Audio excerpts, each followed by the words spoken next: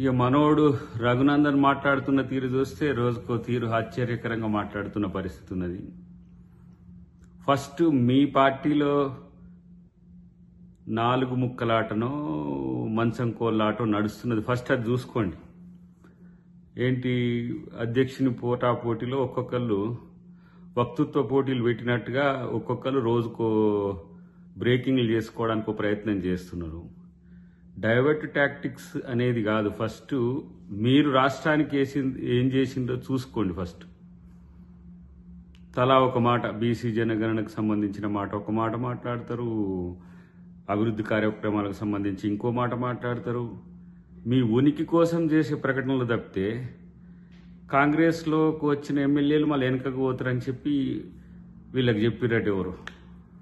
First మీ వాళ్ళు ఎటుపోకుండా చూసుకొని మీ ప్రభుత్వానికి వచ్చే సమస్యలు ఫస్ట్ చూసుకోండి. కాబట్టి ఇటు చంద్రబాబు నితీష్ కుమార్ మీద ఆధారపడ్డ ప్రభుత్వం మీది.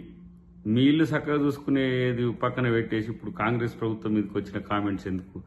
అస్తిత్వం కొరకు ప్రకటనలు చేస్తే ఎవరు పట్టించుకోరు. అన్నిటికంటే ముఖ్యంగా ఏం చేసింది బీజేపీ ప్రభుత్వం తెలంగాణకు అని అంటే గాడిద గుడ్డు అనేది తెలుసు కదా మీకు.